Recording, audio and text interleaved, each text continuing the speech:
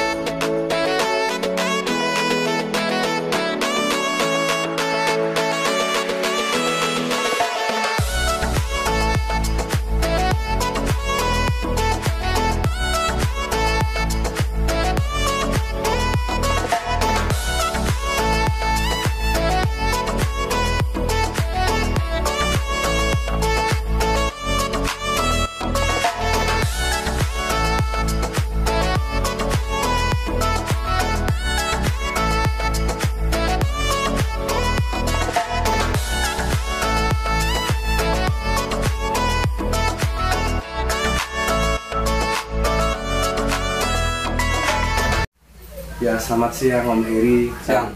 Apa kabar nih? Baik Mas, alhamdulillah. Ini kan kemarin baru kemarin malah ya Om ya, di event RGN New Normal Raja Bogor ya Om ya. Iya. Kemarin saya nggak sengaja nge-shoot atau lihat performnya Serayu Om ya. Serayu kemarin kan sempet geger dan viral ya Om ya. Mainnya luar biasa. Alhamdulillah. Sekali tarikan kemarin kan hampir 3 menit ya Om ya. Kalau nggak salah ya. Hampir 3 menit. Itu ngomong-ngomong lobet baru ya Om. Baru Mas. Baru lagi berarti ya. Iya. Untuk Om Heri Purnama ini selalu ada yang baru. Alhamdulillah. Iya. Ini ngomong-ngomong tadi kemarin tuh Betina Mas. oh Tina ya. Iya iya. Nah, gini ngomong-ngomong juga ini sebelum Serayu kan banyak lobet-lobet yang dicetak dari sini ya Om ya. Yang terlahir lah dari sini. Alhamdulillah. Banyak lobet-lobet yang mungkin udah nasional ya Om ya. Iya. Kalau nggak salah juga dulu kan sempet, setahu saya sih Om ya. Iya. Ini sekalian saya nanya, setahu saya dulu yang dari sini mungkin awalnya yang pertama kali atau bisa dikatakan lobet konsep pertama di Banjarnegara. Mungkin di Indonesia juga ikut senior lah ya Om, legend ya, mulut lobet ini. Seperti ada Gandring dan Gendewo, Sondet. Itu dulunya mungkin apa dari sini Om? Betul. Dari jenengan berarti. Betul ya. Alhamdulillah. Dulu kayak tiga itu juga alhamdulillah satu atap dari sini juga. Oh, di tahun yang sama Om. Iya, 2017. Berarti 1 tahun Om Heri itu mencetak 3 lobet. Alhamdulillah. Gendewo, Iya. Gandring dan Sondet Om ya. Iya. Luar biasa. Kok bisa loh di tahun itu yang burung konsep itu masih jarang ya. Masih sangat jarang burung konsep. Tapi sama jenengan dulu kok dijual malah burung semewah itu. Kalau prinsip saya itu sih Mas, maksudnya kalau saya kan suka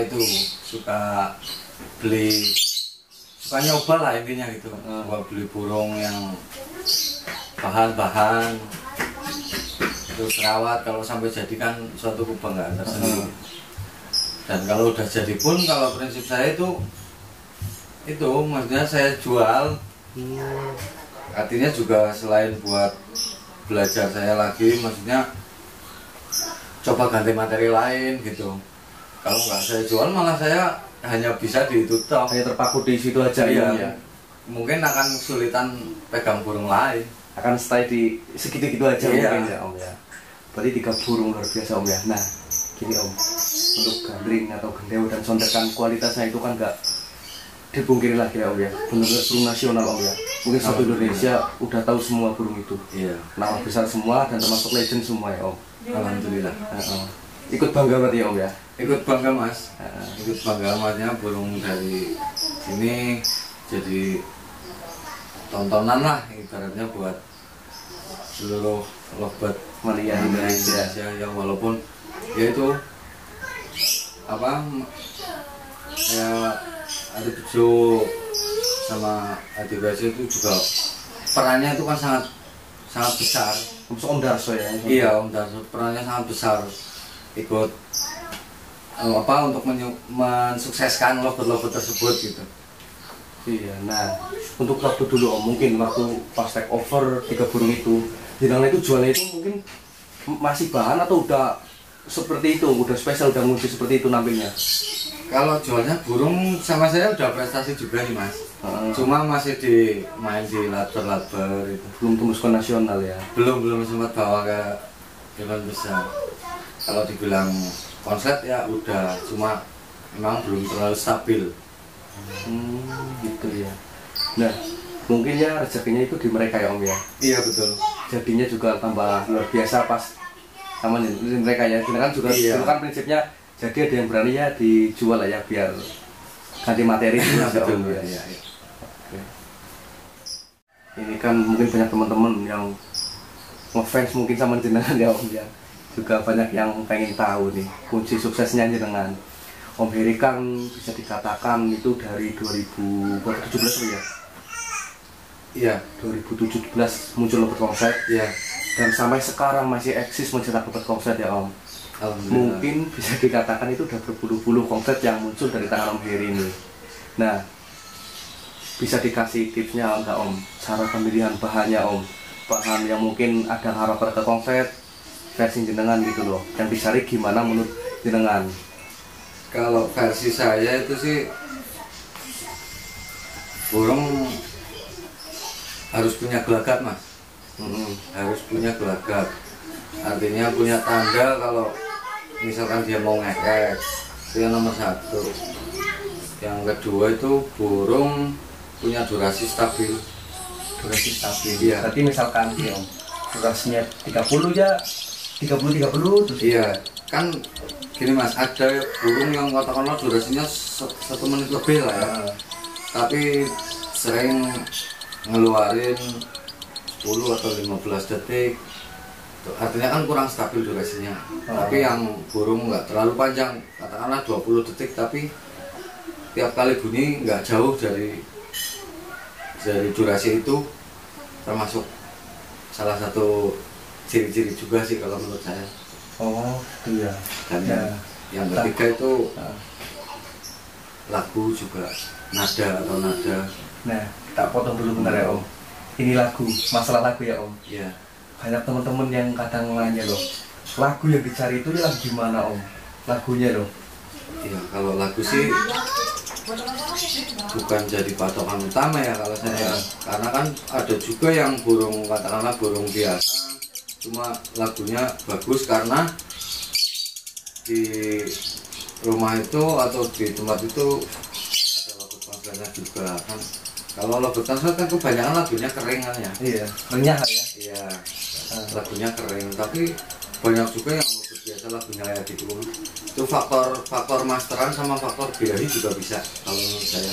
Kalau burung birahinya udah tinggi pun lagunya lama-lama kan itu kok akan kering gitu loh lagunya. Jadi kalau lagu sih bukan patokan utama ya, cuma ya ada berapa persen lah dari lagu. Tapi yang nomor 1 kalau menurut saya gelagat, durasi ngekek, sama itu sama burung, posisi burung gitu loh. Maksudnya tiap kali bunyi itu di titik yang sama itu.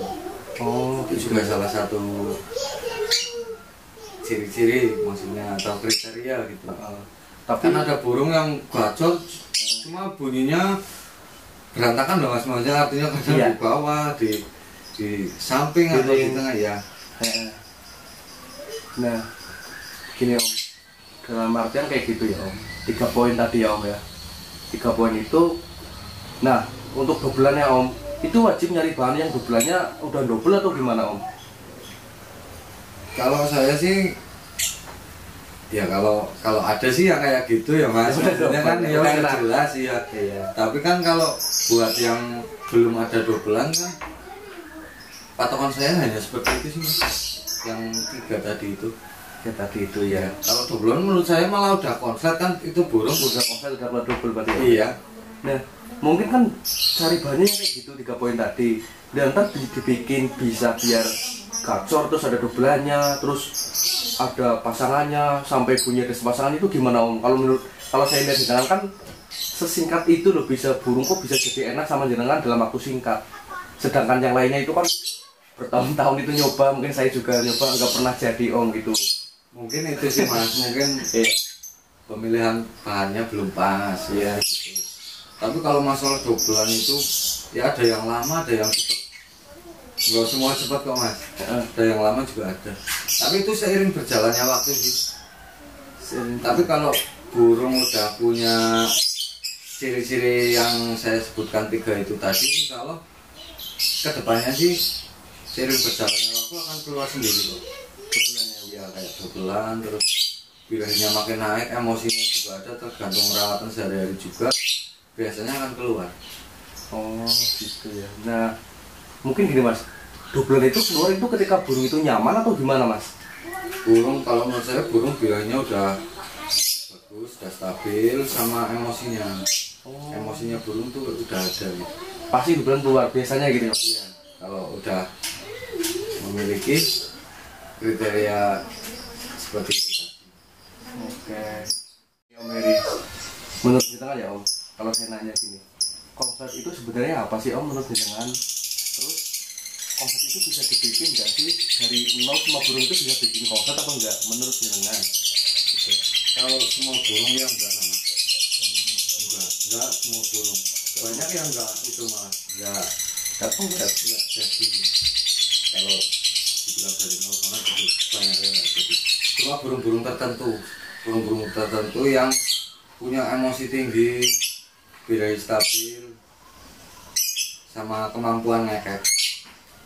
Gitu. Nah kalau ditanya konsep itu apa om? Sebenarnya konsep itu apa om?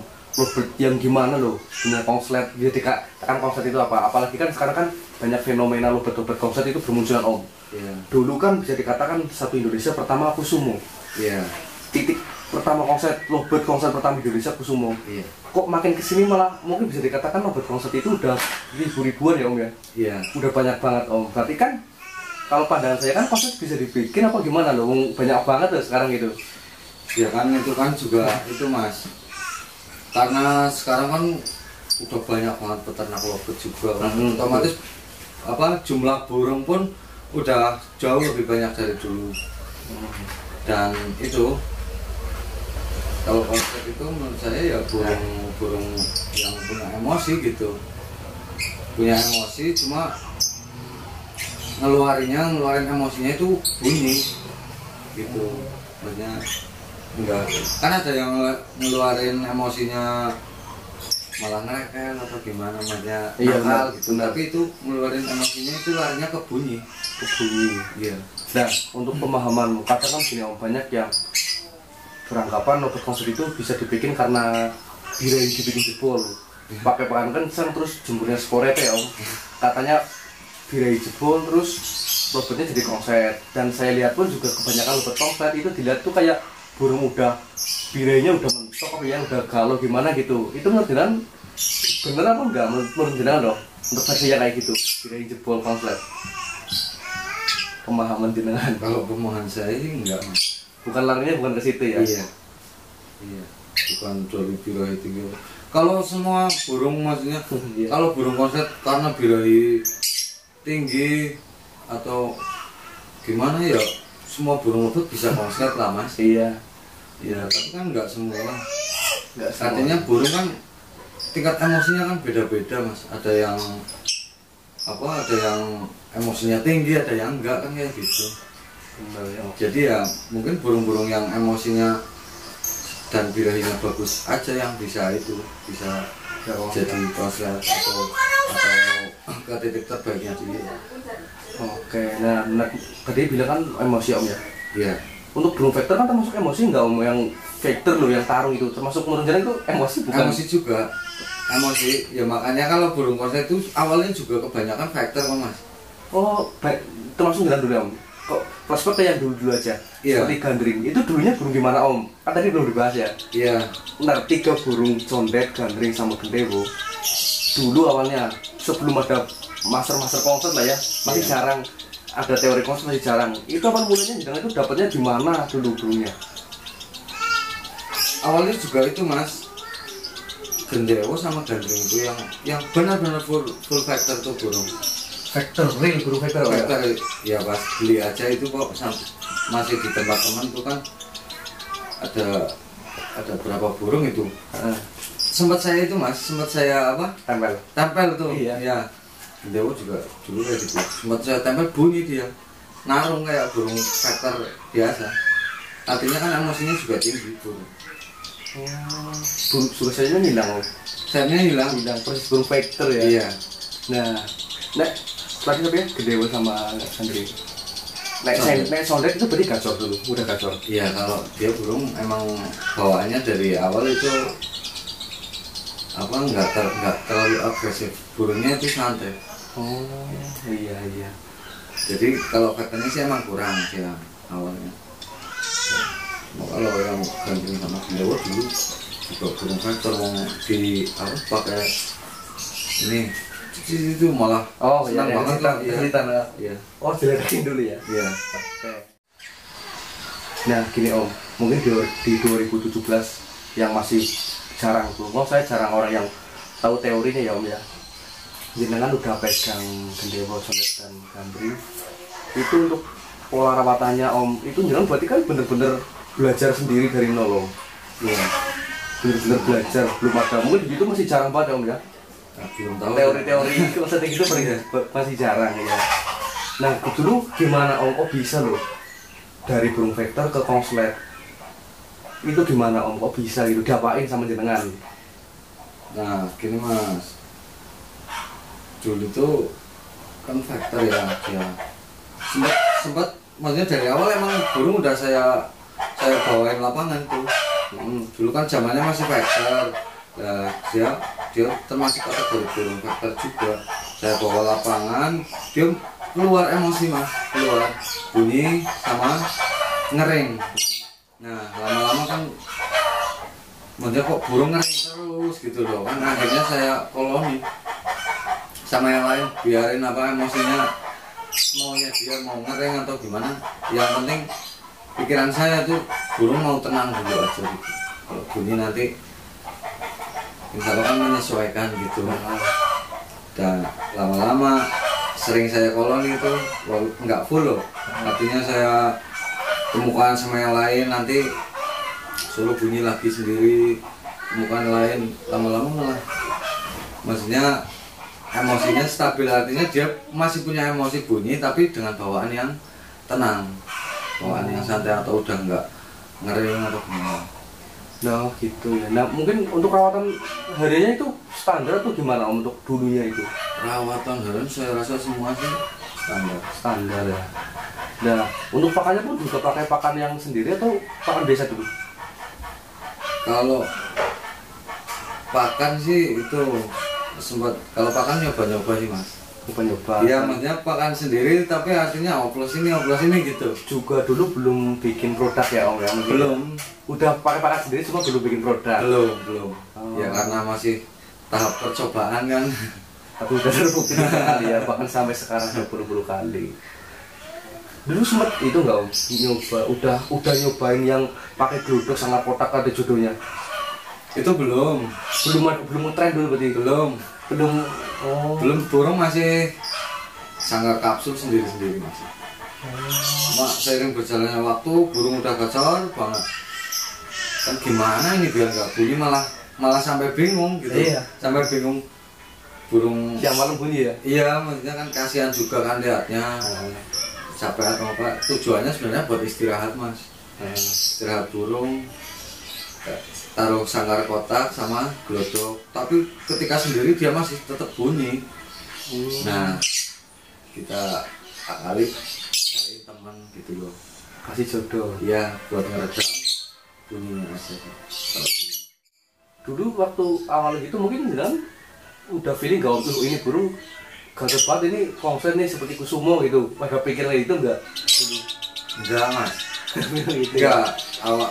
Enggak tahu konslet mas awalnya. Enggak tahu konslet. Ya, maksudnya sampai yang terakhir konslet juga belum ngeh konslet udah.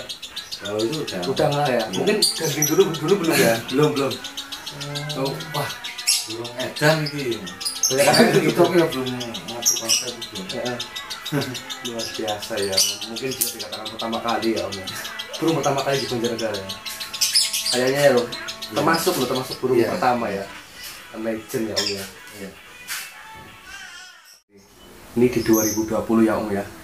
Menurut jenengan ini untuk lovebird mania, untuk persaingan di lovebird di kelas konslet maupun kelas yang fighter Om ya. Iya. Menurut jenengan itu makin kesini makin gimana Om untuk lovebird kualitasnya sekarang? Iya, kalau kesini seiring berjalannya waktu, lovebird kalau menurut saya itu makin bagus-bagus mas. Di perbedaannya sampai yang dulu gimana Om? Sistem lombanya sampai kualitas burungnya gimana sama yang Nah, kalau lombanya sekarang ya kayak kemarin kan sempat terjadi keributan juga di kelas lovebird itu umum maksudnya kan. Sebenarnya sih nggak ada yang perlu diributkan sih kalau menurut saya. Ya tinggal kesadarannya pemain aja sama IO-nya juga kalau bisa kan mengantisipasi keributan itu. Maksudnya artinya kalau kesulitan dengan penilaian lovebird umum karena lovebird sekarang bagus-bagus, banyak yang bagus kan ya, bisa dibilang suatu kelas itu kan konslet semua kan ya. Ya tinggal bagaimana IO membuat kemasan yang atau mungkin dengan cara dikurangi jumlah apa burung yang naik atau gimana itu kan memperingan maksudnya kan. juga sekarang semakin banyak burung konslet kan juri juga semakin repot ya Om. Iya repot Banget ya. Iya. Ngatasin burung-burung konslet kan kerjanya hampir kerja semua lah ya kalau di film besar. iya Pasti burung udah bagus-bagus semua. Iya. Nah, mungkin harapannya Om untuk sekarang nih, untuk lovebird mania sekarang ini, untuk mungkin di lomba-lombanya gimana Om? Harapannya jenengan bisa gimana biar pengennya seperti dulu lagi atau gimana? Ya karena sekarang juga banyak lovebird konslet katakanlah. Kalau kenapa nggak sekalian dibuka maksudnya gitu loh. Kelas umum ya? Iya. Kelas muda yang jangan batas poin atau overlap ya? Iya. Dibikin seperti dulu aja ya Om Iya. ya? Pasti saya jamin banyak kok pesertanya. Banyak. Dulu kan mungkin dibikin itu kan karena lovebird segelintir, masih segelintir kalau nggak salah Om ya? Iya. Sekarang kan udah banyak, berarti mungkin menurut pandangan jenengan udah berani bikin lost point lagi seperti dulu ya? Berani harus. Bikin kelas umum lah, kelas konslet ya? Iya. Udah saatnya ya Om ya? Daripada dibikin kelas overlap atau batas poin kan sama aja membunuh atau membuang lovebird yang berkualitas ya Om ya? Yang juara jadinya lovebird yang hoki. Iya. Ya, yang kualitasnya tanggung gitu ya. Bisa, jenengan kan ini kan udah masuk senior lah ya Om, di burung mau di Banjarnegara maupun di kelas nasional yang udah masuk senior di lovebird mania ini. Udah berkali-kali mencetak burung-burung berkualitas. Nah, mungkin bisa dikasih masukan nggak Om buat pemuda biar nggak gampang putus asa atau nyerah Om, ngerawat burung yang nggak konslet atau nggak nampil di gantangan. Kan banyak teman-teman yang kesusahan, yang punya bahan bagus tapi nggak jalan-jalan, tapi ketika dibayar sama orang yang tahu jadi jalan. Mungkin jenengan bisa dikasih masukan aja, tipsnya loh. Iya. Intinya sih itu. Kalau di lovebird sih intinya berani mencoba aja sih mas. Berani mencoba karena yang sering saya alami itu burung juga jadi nggak hanya dari satu arah, artinya beda-beda. Ada yang harus di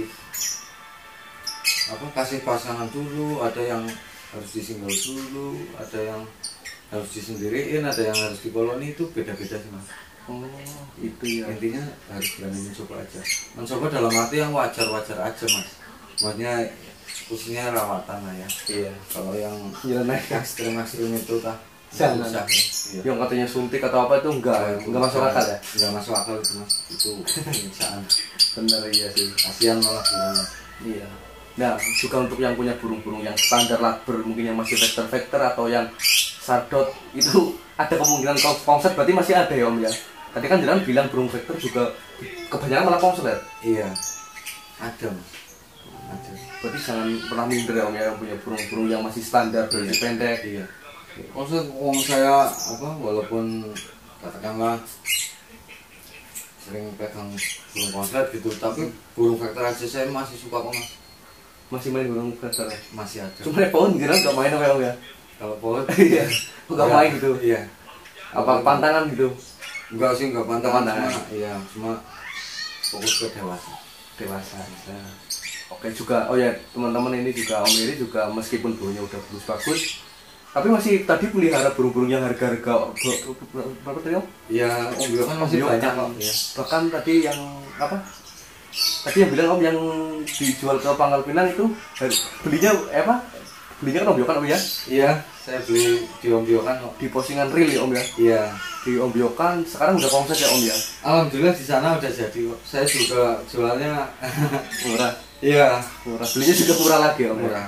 Iya, itu kan juga Iya. bukti nyata Om ya. Iya. Meskipun Om Heri ini mencetak burung dari nol, tapi kan nggak bisa diartikan semua burung bisa konsep ya Om ya.